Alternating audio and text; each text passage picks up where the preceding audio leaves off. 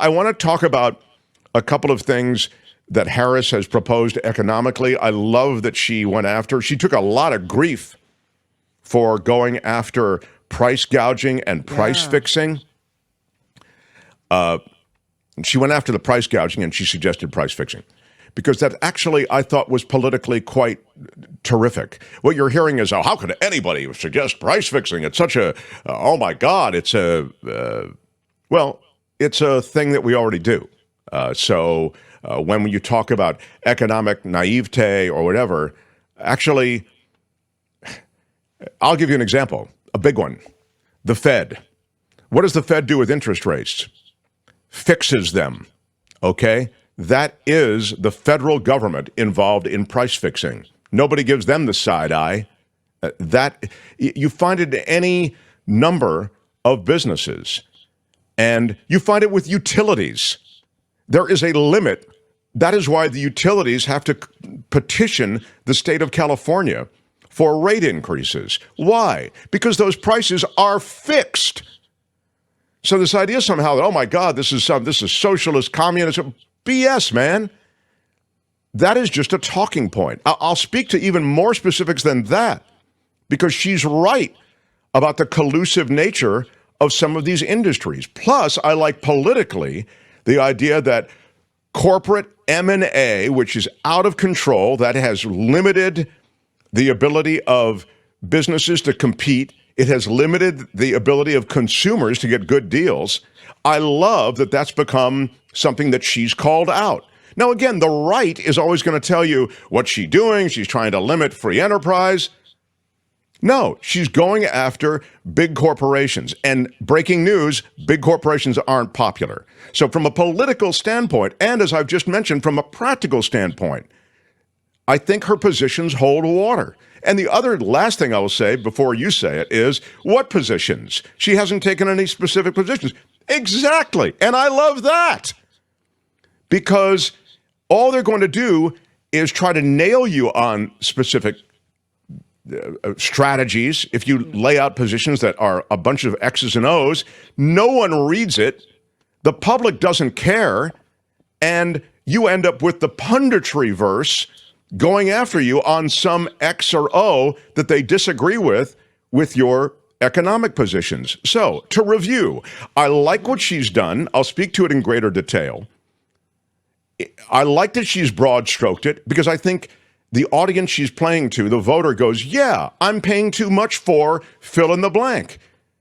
And then I like the fact that she hasn't gotten into a lot of specifics because I don't think it's important yet. And lastly, but it was firstly when I presented it, this isn't something unprecedented in this country, what she's suggesting. So we can just let go of that. So this is, and I knew I would get this. And, you know, actually, if you asked me to bet $10,000 on who I would get this from, I would have bet you're going to get this from Randy, the guy who's regular. You're right. He's just looking at, that's right, Mark. Here. And let me just do, because I like to mock people who disagree with me. Sorry. Sure, Mark, let's just have the government involved in setting prices in the grocery store. No, actually, that's not what I'm saying, Randy. But that is the world of right-wing punditry getting a hold of her basic, general point that she was making about big grocery, about the collusive nature of a lot of this grocery store pricing. Right. She was making an important point about that, and I actually agree with it. And it's taking it and it's perverting it. So that's not what she said, Randy. You know it's not what she said. And I want you to apologize to me right now, Randy, or Kim is going to yellow card you. How's that? Oh, wow. It's a new week, and I will be yellow carding, I think, far more liberally. I have a question.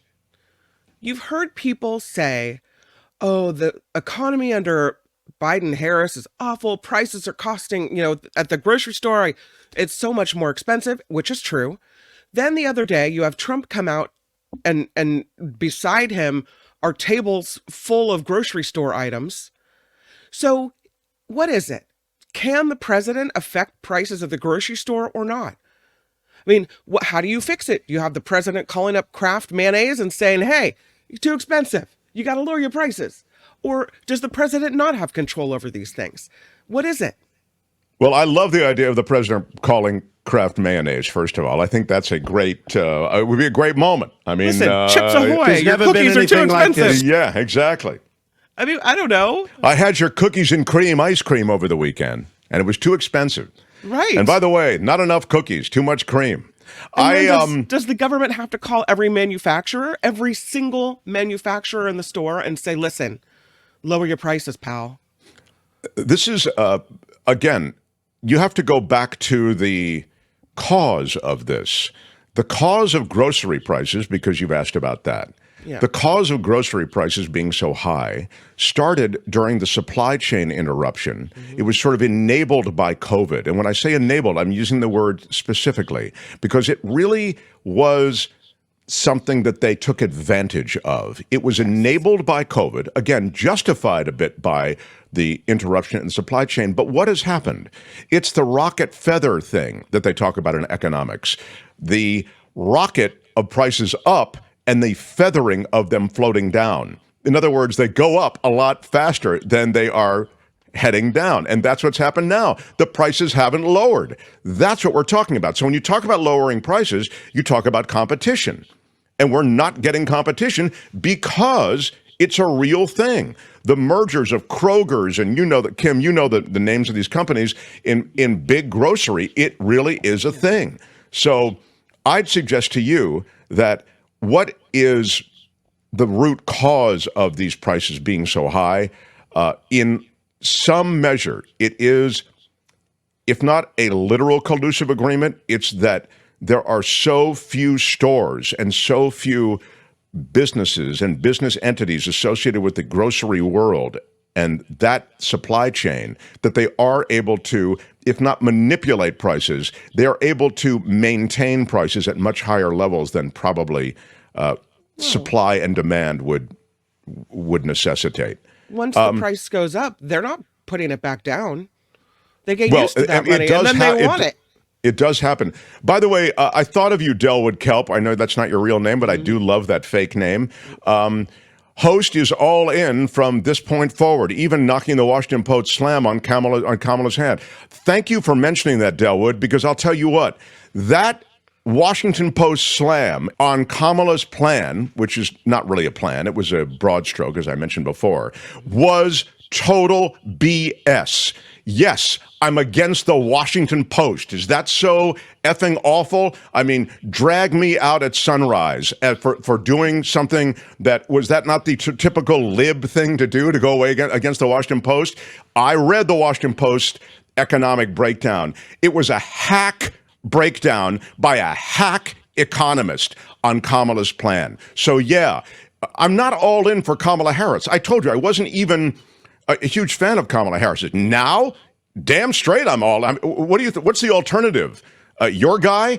We drag him off the golf course once in a while so that he can take out an Iranian leader or whatever you want to do, or so he can put in tariffs on. His economic plan was he put tariffs on China. He's talking about more tariffs, another tax cut. What does your guy want to do, Delwood Kelp? I'm telling you, he shouldn't be allowed into the White House on a tour. I will take a meeting on many GOP minds and leaders, but not the guy who they're running. So you're right. When you say I'm all in from this point forward, I am on her economic plan. There is no plan, really. She's called out price gouging, which is real. Now, there are and on the Washington Post, yeah, it was a BS piece from a hack economist. Period. Full stop, Delwood. So take that. And don't get on my case today, because I'll yellow card you. Wow. Why are you yelling? Why are you yelling? The last thing I will say, and I've forgotten the last thing I was going to say because I was so angry at Delwood. I'm going to make room for Kim. I know what the last thing I wanted to say on this economics thing was. It related to price gouging. There are already plenty of laws against price gouging. You know this. Typically, they relate to emergency increases in prices. When there's gouging in an emergency, we know this in California, right? They'll jack up the price of water. They'll jack up the price of fuel. These are things that are literally against the law. They're already on the books.